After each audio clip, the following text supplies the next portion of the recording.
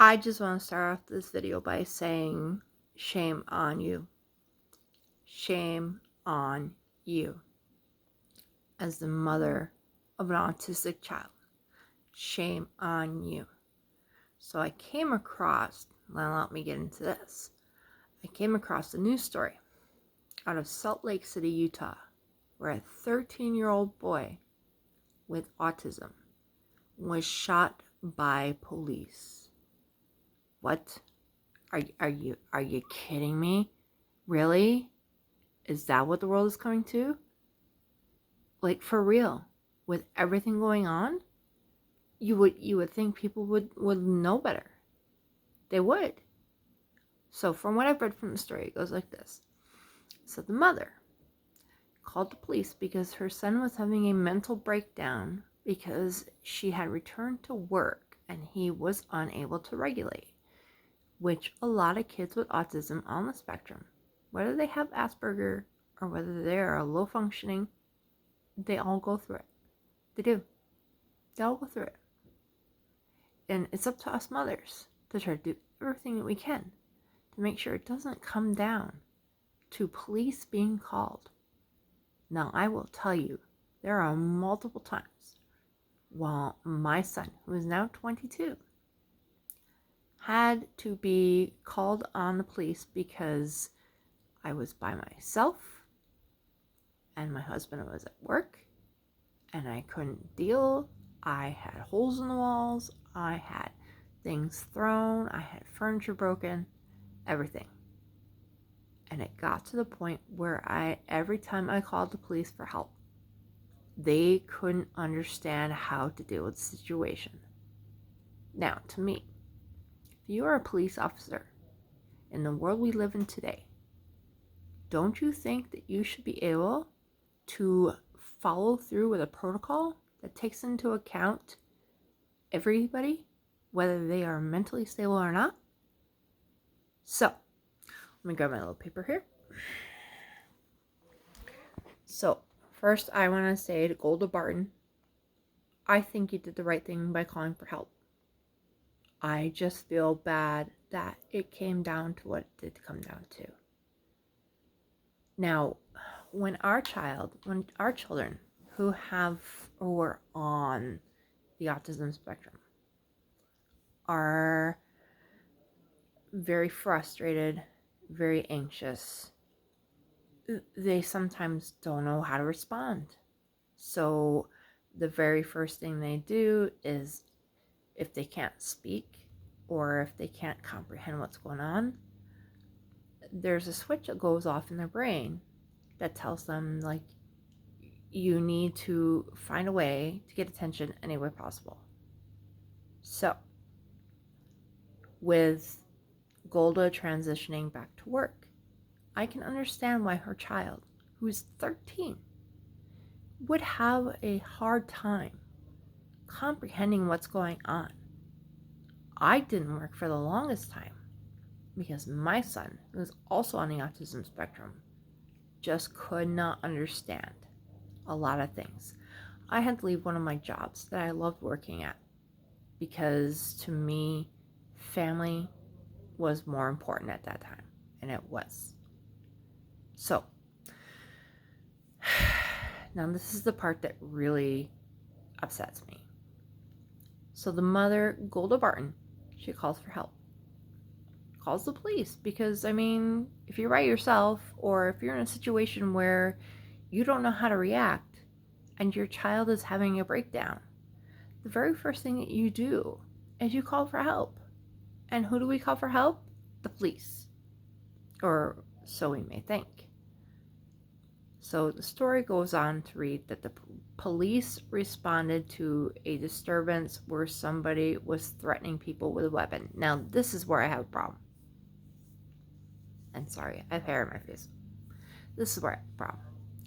Number one, when the police showed up, did they bother to evaluate the situation and see if a weapon was present or not? No, they didn't. So, in the heat of the moment, they decided to, after the boy ran away from the police because he was scared, they decided to pursue him and fire a shot at a 13-year-old boy. Now, I could see if this kid, the moment they showed up, he had a weapon, but even then, you find a way to calm the situation. You don't make it worse by shooting the boy. And you wonder why police are getting a bad reputation. Because they are not getting the training they need to deal with a variety of situations. Now, if this kid was older, 18, 19, the police showed up, he had a knife in his hand, everything like that, and he was a neurotypical kid, I could see that. But people have to understand that kids with autism are not typical kids. It doesn't matter if they're on the Asperger end of the spectrum or if they're extremely low functioning. The moment you get to the scene, you thoroughly evaluate it before you make one decision whether to fire a weapon. And if you're getting a phone call about a 13-year-old boy, the last thing on your mind should be to fire a weapon. This mother called you because she needed help. She needed help. We've all been there. Even parents of neurotypical kids, sometimes they get to the end of the rope. They find a nice quiet place to hide out for a little bit. They do what they need to do to kind of regulate and go back. But us as mothers of children with developmental disabilities, it is a constant struggle every single day to find a way to cope, because anything could set them off. You cook a meal and you have a piece of onion and your kid has a texture issue.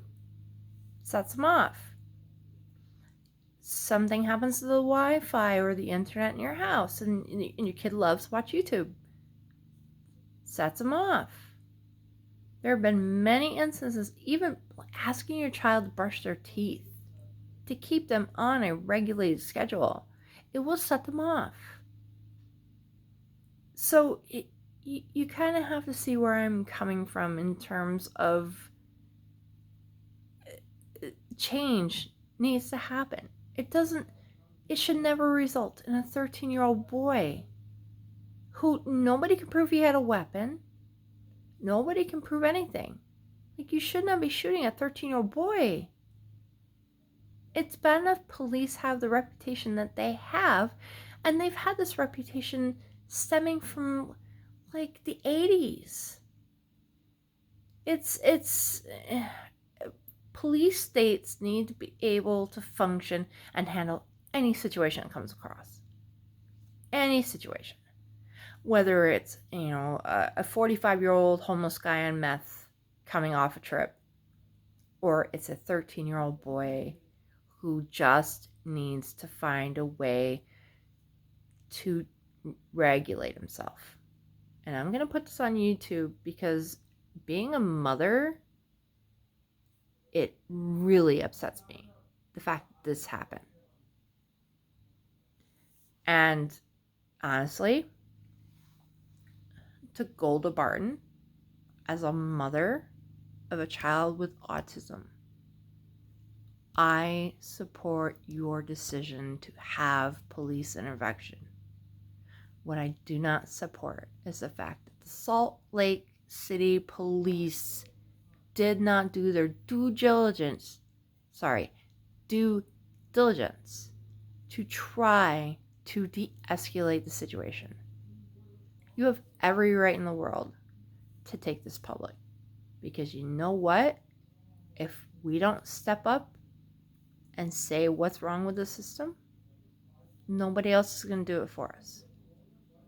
So, and to all the Salt Lake City Police, you should be ashamed of yourself. You need to learn better. And this is somebody, military veteran, living in Canada, raised 2 kids one with autism, and I have to say that you are the reason that we do not believe in the public system. So I'm going to leave it at that.